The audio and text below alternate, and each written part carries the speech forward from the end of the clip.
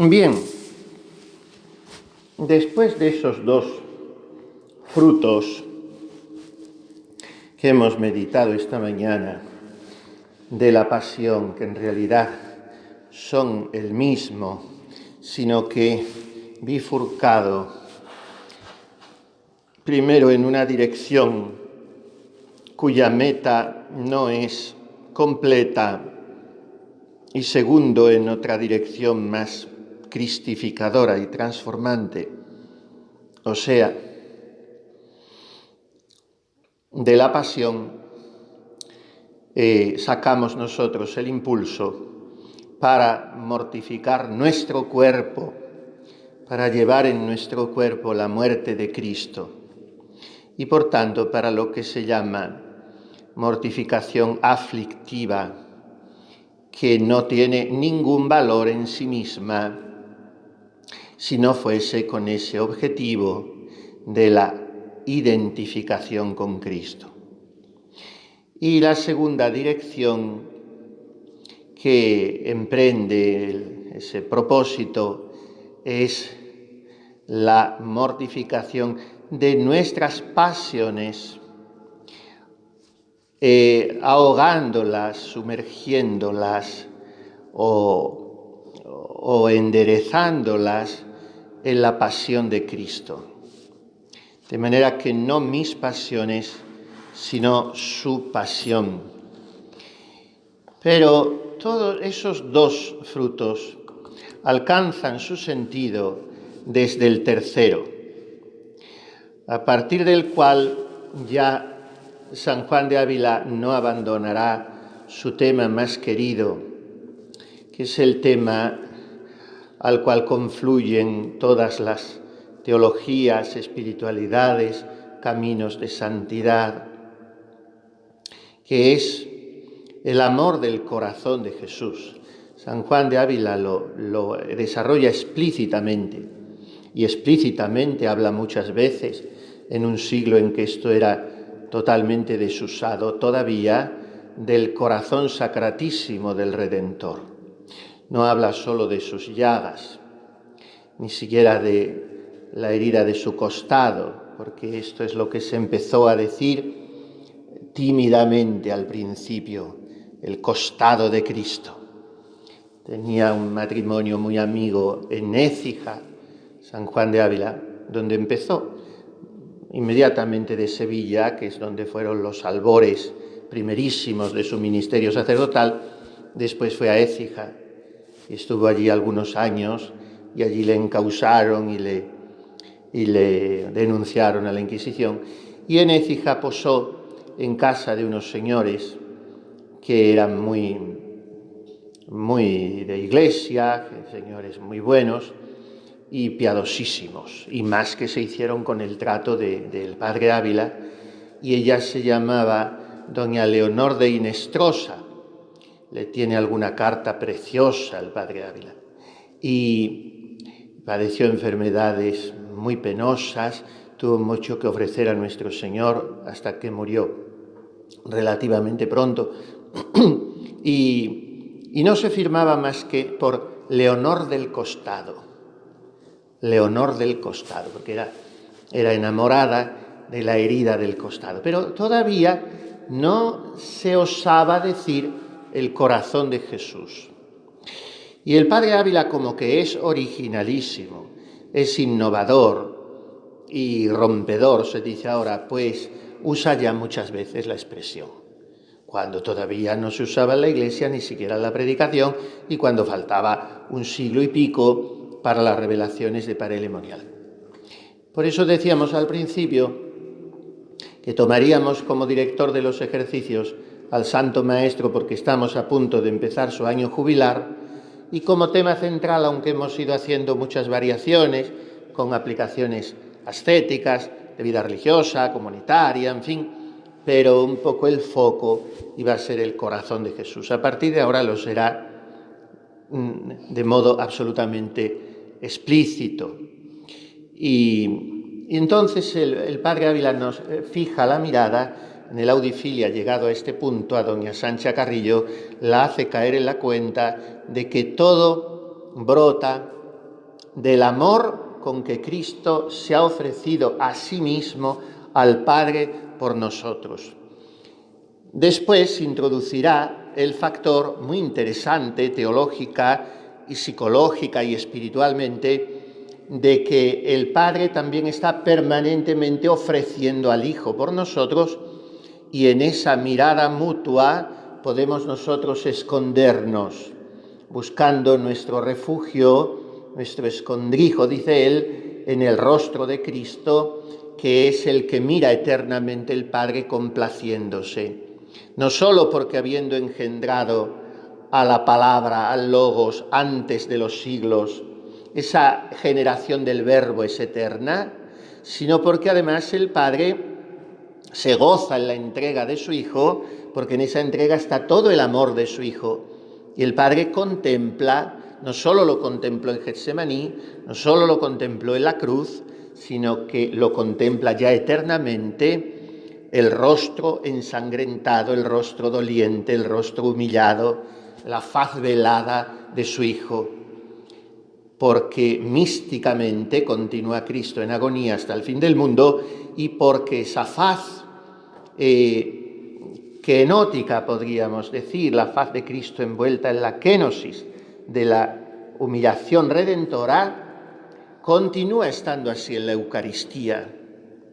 Y el Padre posa una mirada de amor infinito sobre su Hijo, y el Hijo está clamando constantemente Abba al Padre, recordándole: mira mi rostro, no mires los pecados de los hombres. Semper vivus ad interpellandum pro nobis. Cristo por nosotros. Pues bien, a partir de aquí es una catarata de afectos, pero como siempre sucede con el Padre Ávila, muy bien fundamentados teológicamente y muy bien traídos.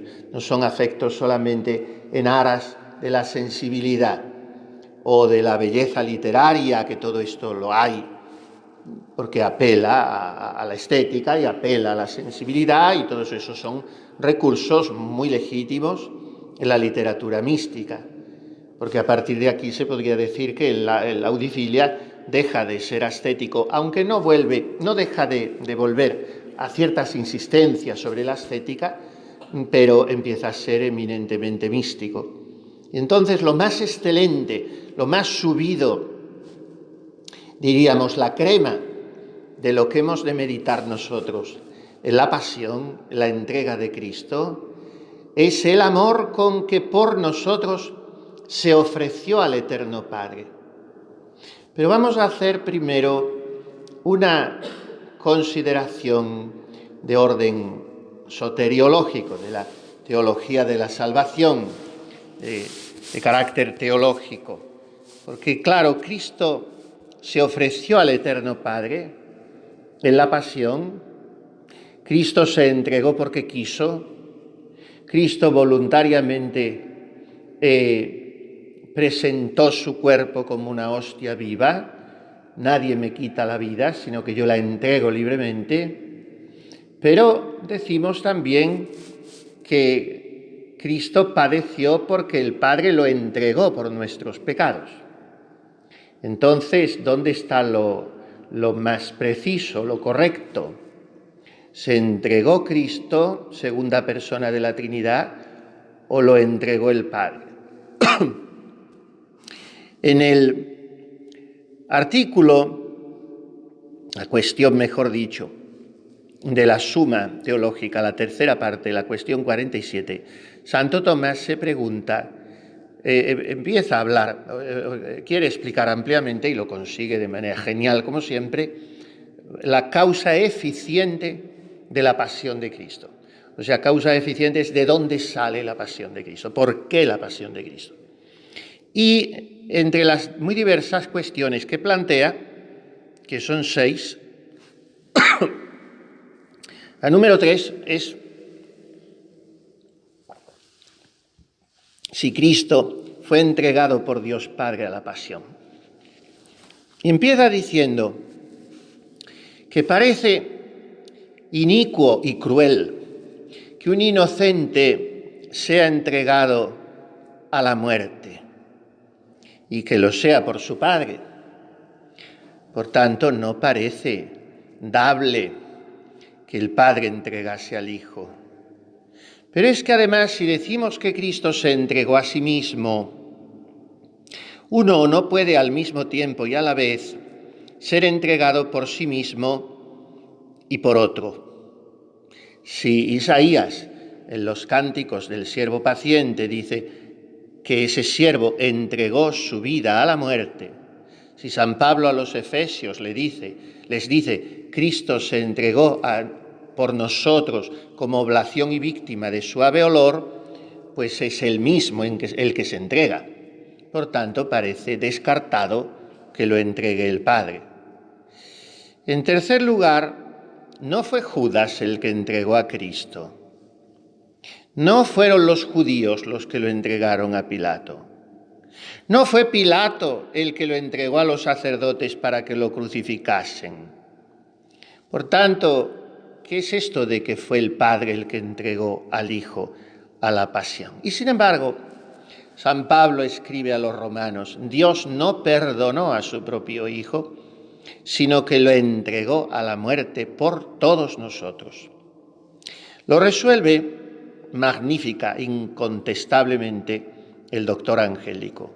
Y dice, es cierto, Cristo padeció voluntariamente por obediencia al Padre, porque en efecto el Padre entregó a su Hijo a la muerte de 3 modos. Verán qué interesante, el que más nos interesa ahora a nosotros para lo que estamos meditando es el segundo. Pero lo despeja clarísimamente. Santo Tomás, entregó el Padre al Hijo a la muerte de 3 modos. Primero, porque la voluntad eterna del Padre, eterna, y por lo tanto en el decreto de la encarnación del Verbo ya estaba incluida esta voluntad, había dispuesto de antemano la pasión de Cristo para la liberación del género humano. Tanto que en ese mismo cántico de Isaías, del siervo de Yahvé, el siervo paciente, el profeta dice, el Señor cargó sobre él la iniquidad de todos nosotros. Está siglos antes hablando en pasado de lo que va a acontecer en un futuro. Lo leemos el Viernes Santo, me parece. Y el tercer modo, como el Padre entrega al Hijo a la muerte, es que no le puso a cubierto de la pasión, porque podría haberlo hecho. La divina providencia, providere, significa ver por delante, y el Padre podría haber impedido las maquinaciones de sacerdotes, de romanos, de Herodes y de Judas, y haber impedido todo aquello. Y no lo hizo, sino que lo expuso a sus perseguidores, tanto que en puridad bien pudo Jesús decir en la cruz, no solamente por el desamparo moral de su alma y por la falta de saboreo que tuvo de la visión beatífica, sino por el devenir de los acontecimientos, Cristo pudo decir con toda razón, Dios mío, ¿por qué me has abandonado? Porque pudiéndole haber puesto a cubierto, no lo hizo, dice San Agustín, le abandonó en poder de sus perseguidores. Pero estos 2 modos de entregar el Padre al Hijo a la pasión y a la muerte se sustentan en el segundo. El primero es la voluntad antecedente del Padre, que en el decreto de la encarnación incluye la pasión y la muerte. El tercero es podríamos llamar, pasividad de la providencia de Dios, que no impide que el Hijo sea prendido y muerto. Y el segundo modo como el Padre entrega al Hijo, y dice preciosamente el Aquinate aquí, inspirándole la voluntad de padecer por nosotros al infundirle la caridad. De manera que aquí está el corazón de la redención, en que el Padre al alma santísima de Cristo hombre, unida a esa alma santísima sustancialmente al Verbo de Dios por la unión hipostática, el Padre crea un alma increíblemente bella, noble, capaz de todo lo bueno, y en esa alma de Cristo derrama el Padre un océano de caridad, pero un océano que es inimaginable que pueda caber en un corazón humano, pero en el de Jesucristo cabe. Y al hacerle rebosar el Padre al Hijo de ese océano de caridad, en virtud de ese amor, le infunde al Hijo la voluntad de padecer por nosotros. De manera que todo es en aras del amor. No hay atisbo de crueldad, de impasibilidad o de pasividad, como decíamos antes. Todo es en fuerza del amor. Porque si no fuese así, sigue otra vez con su insistencia pedagógica, despejando Santo Tomás. Si esto no fuese todo en fuerza del amor, efectivamente es impío y es cruel entregar a un hombre inocente a la muerte contra su voluntad. Pero Dios Padre no entregó a Cristo así, sino inspirándole la voluntad de padecer por nosotros. Y cuando Jesús dice, nadie me quita la vida sino que yo la entrego libremente, esto no podía venir de su voluntad humana, porque nadie tiene ganas de libremente que te azoten, te coronen de espinas y te crucifiquen. Pero su voluntad divina, que es la única con el Padre, ha recibido esa inspiración. Y, por tanto, tiene razón Pablo cuando escribe a los de Roma que el Padre no perdonó a su propio Hijo, sino que lo entregó por nosotros. O sea, que el hombre no podía satisfacer suficientemente, fuese cual fuese la pena que sufriese, porque era imposible cualquier proporcionalidad entre la ofensa y el ofendido, porque al ser el ofendido de carácter infinito, adquiere la ofensa gravedad infinita, y el hombre es finito y no puede saldar la deuda. Y entonces, ¿qué hizo el Padre? Nos entregó, porque eso es lo que dice la Escritura constantemente. El Hijo se entregó por nosotros, o sea, nos ha sido dado. ¿Qué hizo el Padre? Nos lo entregó para que satisficiese por nosotros. Y le propuso como sacrificio de propiciación por la fe en su sangre, dirá también San Pablo a los romanos. Pero es que además Cristo, en cuanto Dios, se entregó a sí mismo a la muerte con la misma voluntad y acción con que le entregó el Padre, porque esa voluntad es única. Esto en cuanto Dios. Pero en cuanto hombre, Cristo se entregó a la pasión y a la muerte con la voluntad, con el impulso, con el empujón, podríamos decir así, que recibe del Padre. Y así pues no hay contradicción alguna cuando se dice que el Padre entregó a Cristo y que Cristo se entregó a sí mismo, porque no hay más que una entrega. Tal es la identificación del Padre y del Hijo con el Padre, mejor dicho. Yo hago siempre lo que a Él le agrada. El Padre y yo somos uno. He venido para dar testimonio del Padre. Es la única voluntad. Porque la voluntad humana de Cristo ha asumido en su alma santísima la voluntad del Padre y la ha hecho suya. Pues bien, el Padre entregó a Cristo y éste se entregó a sí mismo por amor. Por lo tanto, no tiene nada que ver con las otras entregas de que Cristo fue objeto, pero fueron entregas secundarias, fueron entregas aparentes, fueron pretextos para la pasión. ¿Por qué Judas lo entregó? Sí, es verdad que lo entregó, pero por avaricia. Los judíos lo entregaron, ciertamente lo entregaron, pero por envidia. Pilato también es cierto que lo entregó, es un hecho histórico, pero por temor mundano a perder el poder. Por tanto, son entregas que formaban parte de la voluntad permisiva del Padre, que en el devenir de los acontecimientos las había dispuesto para que esas entregas supusiesen un poco el achaque visto desde fuera por el que Cristo moría, pero que en realidad es por el amor del Padre y el amor del Hijo, que son el mismo. Bien, este es el razonamiento, ya ven que es sencillamente genial. A veces hay personas que leen la Suma o leen cosas de teología o leen a Santo Tomás, se aturullan un poco y bueno, cuando se desmenuza así, pues es que yo no sé quién pueda no entender o no gustarle esto, porque no hay posibilidad de contrarréplica. Y aparte se enciende el afecto porque lo ilumina el entendimiento bien ilustrado por la fe. Santo Tomás no tiene parangón.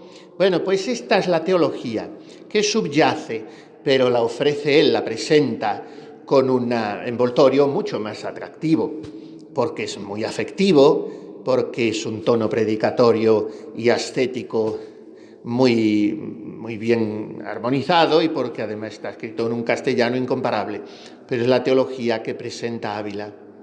Y en este capítulo 78 de la Audifilia prueba esto, que lo que hemos de meditar en la pasión del Señor es el amor con que por nosotros se ofreció al Eterno Padre.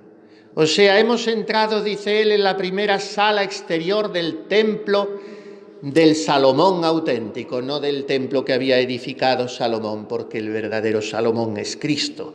Venid a ver al rey Salomón, hijas de Sión, coronado con la diadema con que le coronó su madre. Se dice en los cantares, Salomón es siempre figura de Cristo, como Moisés es figura de Cristo, como José, vendido por sus hermanos, es figura de Cristo. En fin, tantísimos personajes del Antiguo Testamento, pero estos de una manera muy por antonomasia, diríamos así. Los padres de la Iglesia los usan mucho. Bueno, pues el auténtico y definitivo Salomón, porque es la sabiduría increada. Salomón era el más sabio de los hombres de la tierra, pero era una sabiduría creada y por lo tanto era un poco de humo.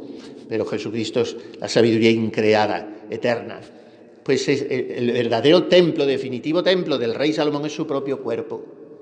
Y dice el padre Ávila que hemos entrado en el atrio, en lo que sería la primera sala exterior del templo, pero después es que es fabulosa las analogías que establece.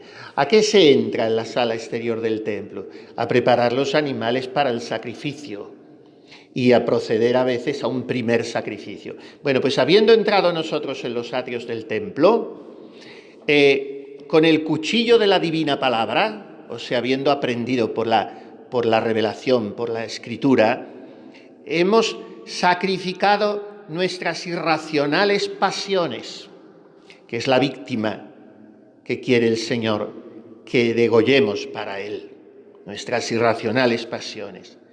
Ese oficio se hacía en lo que se llamaba el Santa del templo, el Santa. Pero hay que seguir el camino. Ese camino ya no se podía seguir. Solo podía, una vez al año, continuar ese proceso el sumo sacerdote y pasar del Santa al Santa Santorum. Bueno, pues si yo, habiéndome acercado a la pasión, mirándola por de fuera, he querido imitarla, he querido reproducir en mi cuerpo la muerte de Cristo y he querido sumergir mis pasiones en la suya, o sea, cercenar todo lo pecaminoso que hay en mí, sacrificando esa víctima en el altar del templo del hombre nuevo y definitivo, del Salomón eterno. Si yo he hecho todo eso, entonces Él me abrirá la cortina y me dará paso al Santa Santorum. Y si me preguntáis cuál sea este, dígoos que el corazón de Jesucristo nuestro Señor, verdaderamente santo de santos. Porque, y ahora dice por primera vez, creo que por primera vez, una idea que constituye a partir de ahora en el Audifilia y que aparece luego en muchas cartas del santo, un verdadero ritornello, un estribillo precioso, que lo presenta desde diversas angulaturas, pero a veces lo dice con las mismas palabras, y es una idea muy querida para Ávila, y que tiene que vivificar mucho nuestra oración, para que no sea una oración simplista y mucho menos una oración dolorista, cuando cuando contemplamos la pasión. Ávila es muy amigo de decir que hay que mirar la pasión, que mirar en general siempre a Jesucristo, de dentro a fuera. Aunque empecemos a mirarle de fuera a dentro, porque nuestro proceso psicológico y sensible no es capaz de hacer otra cosa, porque a cualquier persona empezamos a conocerla y a tratarla y a mirarla de fuera a dentro. Lo primero que se nos impone es su físico, su rostro, su gestualización, su expresividad, en fin. Y luego ya, a partir de ahí la hemos conocido por dentro. Y cuando ya conocemos a esa persona, ya nos dan un poco igual sus gestos, o sus latiguillos, sus muletillas, ya lo conocemos. Pero ahora ya lo queremos por su corazón. Y habiéndolo conocido y tratado un tiempo de una manera imperfecta, parcial, sensible, por de fuera, entonces ya eso, bueno, sí, lo tenemos presente porque no somos ángeles y tenemos que tratarnos físicamente, corporalmente, pero eso ya no es lo que cuenta en la relación. En la relación yo ya relativizo el rostro de esa persona que a lo mejor cuando la conocí dije, pero es horriblemente fea, o qué persona, qué gesto tan duro, o lo que sea. Eso ya no, eso se relativiza. Yo ya la he conocido por dentro. Ya sé cómo es su carácter, cómo son sus reacciones. Bueno, pues esto es lo que nos pasa con Jesús. Hemos conocido, hemos estudiado su carácter, como decía Santa Teresita, que era su deseo estudiar el carácter de Cristo. Hemos estudiado y ahora ya pues no me dejo de prendar de sus ojos y de su rostro y de sus manos, aquellas manos que vio la Santa Madre y dijo que le bastaba para morirse, ver una mano de nuestro Señor. Sí, esto es una columna tallada, el más hermoso de los hijos de los hombres, que será verle en el cielo. Palidecerán todos los ángeles y toda la gente que hay allí, menos la Virgen Santísima, esa, ni delante de su hijo palidecerá porque es tan guapa. No se puede, una mujer tan guapa, ya se le ponga delante quien sea, no va a palidecer. Pero todo lo demás, el cielo es un suspiro al lado de la humanidad de Cristo. Y esa humanidad es preciosísima, lo venimos diciendo. Es un vaso de alabastro que contiene el perfume de nardo del Espíritu Santo, precioso, pero el perfume, la esencia, porque por muy hermoso que sea el vaso, la esencia es su corazón. Eso es lo que contiene el perfume. Y eso es lo que nos quiere a partir de ahora grabar en el alma San Juan de Ávila. Jesucristo es el Sancta Sanctorum. Miren que los tres sinópticos, Mateo, Marcos y Lucas, cuando narran la pasión, llegado el momento de la muerte de Cristo, dicen, y el velo del templo se rasgó en dos. Que eso fue un milagro, porque claro, un terremoto no rasga el velo del templo. Se rasgó en ese momento en dos el velo del templo. Juan, que siempre va por libre, y cuando llega ese momento, no alude al velo del templo, no alude a eso, no lo nombra. Lo de que el velo del templo se comprende cuando se dice el velo del templo, era una cortina muy rica, recamada de oro, de ahí vienen los conopeos nuestros, que separaba lo último ya del Sancta Sanctorum. Bueno, pues Juan no dice nada de eso, sino que Juan dice algo que los otros tres no han dicho, que es muy importante, pero claro, como los otros tres no habían estado presentes en ese momento, no se atreven a decirlo, aunque ya se lo hubieran contado. Pero no se atreven porque era poner de manifiesto su ausencia. Por lo menos Mateo, que era apóstol. Los otros dos, Lucas y Marcos, no eran apóstoles, no tenían por qué haber estado, pero los apóstoles huyeron todos. Y por lo tanto no lo cuentan, porque es ponerse a sí mismos en evidencia. Pero Juan lo cuenta, porque el que lo vio da testimonio. Y el testimonio que da es que un soldado con la lanza le atravesó el costado. Eso, cronológicamente hablando, en la Pasión, cuando se hacen las concordancias de los cuatro evangelios, coincide con el momento de la ruptura del velo del templo. ¿Por qué? Porque el corazón de Jesús, su costado abierto, es que no hay secretos ya entre Dios y nosotros, y que está franca la puerta hasta el fondo de su intimidad. Pero de la intimidad, no de Jesús, de la intimidad de la Santísima Trinidad. Ese es a lo que nos da paso el corazón de Jesús. Pues Él no se contentó con padecer en lo de fuera, sino amando de corazón.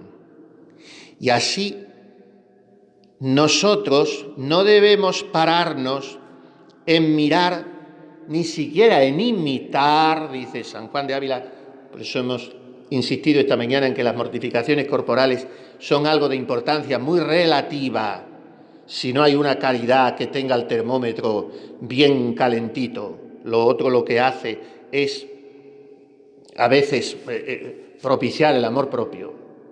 Entonces, llegando aquí, lo que nosotros tenemos que mirar, o sea, la oración, e imitar la mortificación, no es lo que de fuera padece, sino entrar en su corazón para mirarlo y para imitarlo. Y esta es la contemplación mística de la pasión. Y esta es una Santa Catalina de Siena bebiendo de la llaga del costado. O es un San Bernardo sintiendo que el crucificado se desclava y se abaja a abrazarle. Hay un cuadro de Ribalta, delicioso. O es la Santa Madre sintiéndose la única vez, nada más que 2 veces, tuve yo que dar una conferencia y me volví loco, pero lo encontré, para el corazón de Jesús en la Santa Madre. Un poco rebuscado porque no habla nunca de él, pero tiene 2 gracias místicas y una de ellas es: se sintió recostada en el costado de Jesús, lo cuenta en una cuenta de conciencia. Bueno, pues es esto, es que la Santa Madre ha contemplado mucho a Jesús, le ha contemplado a la columna, ha sido devotísima del Ecce Homo y ha estado con la Magdalena al pie de la cruz tantas veces. Sí, pero todo eso ya el Espíritu Santo te lo hace trascender y entonces te hace participar un poco de la mirada contemplativa, del amor íntimo, místico de la Santísima Virgen en el Calvario, que está sintiéndose desolada y traspasada y lacerada por todas las heridas del Hijo, porque nunca se hace abstracción de eso. O sea, la pasión, eso nos inflama el corazón, eso nos empuja, repito, estando en guardia para no caer en una espiritualidad dolorista, que a veces ha tenido también patente de corso en la Iglesia, y de eso viene la obsesión también por las mortificaciones aflictivas. Pero no es que hay que hacer abstracción de las heridas de Jesús. Y tantas veces mi oración será eso, estar junto a la Virgen, que le tiene en su regazo cuando se lo han bajado a Arimatea y Nicodemo, y está besando sus llagas, las está acariciando y está queriendo recomponer su cabeza agujereada, y eso me inflama el corazón. Pero hay que ir más adentro. Entremos más adentro en la espesura. Y la espesura de la cruz, que dice el Santo Padre, es la espesura del corazón de Jesús. Y esto es en lo que insiste Ávila aquí. Porque la entrada fuese más fácil y lo que en su corazón estaba encerrado más manifiesto, permitió él que después de muerto, aunque ya no sentía dolor, fuese abierto su corazón sagrado, para que como por puerta abierta y llena de tanta admiración, los hombres se moviesen a entrarse por ella como por cosa que se está convidando a mirar las hermosuras que contiene dentro de sí. Nos hemos enfervorizado muchas veces repitiendo aquellos versos de nuestro incomparable Lope de Vega. Asomad el corazón, Cristo, a esa dulce ventana, y oiréis de mi voz humana una divina canción. Muerto estáis. Por eso os pido el corazón descubierto, para perdonar despierto, para castigar dormido, que si la lanza mi Dios el corazón pudo herir, no pudo el amor morir, que es tan vida como vos. Y como abierto os he visto, a Dios quise entrar por vos, que nadie se atreve a Dios sin poner delante a Cristo. Quizá el crápula que había sido Lope tuviera que haber pecado tanto para poder haber escrito estas maravillas que escribió, porque aparte de que son de una belleza inconmensurable y que escribía esos versos tardando lo mismo que nosotros tardamos en recitarlo, porque ese era otro monstruo, Lope de Vega, pero es que había pecado mucho y por eso sabía mucho del amor. Y su hija habría rezado mucho por él. Su hija fue monja trinitaria y había rezado mucho por él. Pero comprendía que el amor hecho perdón es la máxima expresión, porque amó mucho porque se le ha perdonado mucho. Esto le pasaba a él. Tiene un soneto. Y yo lo digo cuando no tengo prisa. Otras veces sin estar en el altar, lo digo sin estar en el altar. Y otras veces hasta cuando estoy en el altar alzando, si no tengo prisa. Y se titula Temores en el favor. Temores en el favor. Y es para el sacerdote que está alzando a Jesús hostia. Y claro, hay que comprender y verse cada uno a sí mismo así, como alguien que ha ofendido mucho a Jesús y al que Jesús ama mucho. Cuando en mis manos, Rey eterno, os miro y la cándida víctima levanto, de mi atrevida indignidad me espanto y la piedad de vuestro pecho admiro. Tal vez el alma con temor retiro, tal vez la doy al amoroso llanto, que arrepentido de ofenderos tanto, con ansias temo y con dolor suspiro. Volved los ojos a mirarme humanos, que por las sendas del error siniestras me despeñaron pensamientos vanos. No sean tantas las miserias nuestras, que a quien os tuvo en sus indignas manos, vos le dejéis de las divinas vuestras. Hemos pecado todos, y mucho, y Jesús nos ha perdonado y nos sigue perdonando a todos y mucho. Entonces hay que entrar en ese abismo de misericordia, que su corazón, porque es que Él ha querido que se lo abrieran para eso. No había ninguna necesidad, como dice Ávila, estaba muerto, no podía sentir dolor ya. Vamos a ser tan simplistas de decir que aquello fue la mera certificación física de su muerte y que es solo, aunque también lo es, el cumplimiento de la profecía, no le quebrarán un hueso, y que aquello nos ahorró la impresión tan desagradable y tan triste que nos hubiera dejado para siempre, de que aunque hubiese resucitado a las 40 horas, glorioso como una columna, pero haberle quebrado las piernas con una barra de hierro, que es con lo que solían hacerlo, o con un palo muy pesado. ¿Por qué? Porque se terminaba de desplomar el cuerpo y la asfixia que ya venía produciendo la crucifixión, de que las costillas oprimían los pulmones, pues ya se terminaba, y venía el paro cardíaco, claro.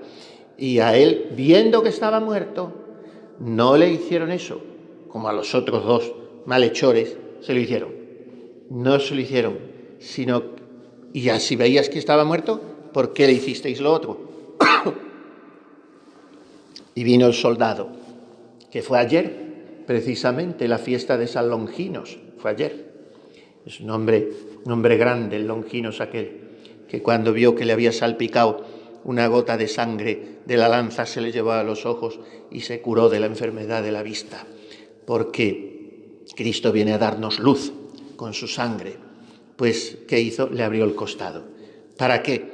Para que entremos nosotros, para que los hombres se moviesen a entrarse por esa puerta y para que veamos que Él nos está convidando a mirar las hermosuras que contiene dentro de sí.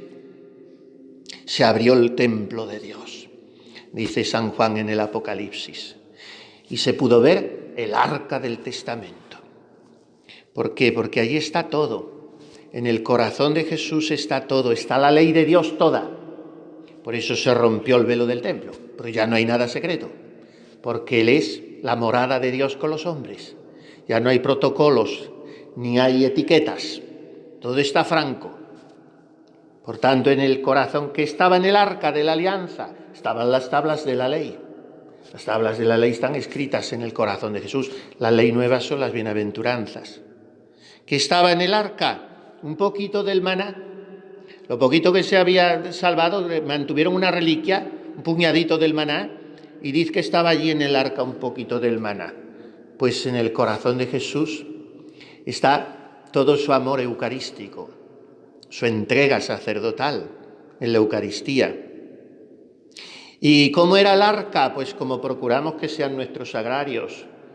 Cuando hacemos un poco de sacrificio y a base de puntadas y de barnices y de imágenes de Niño Jesús vamos y compramos un sagrario por todo lo alto, pues claro que sí.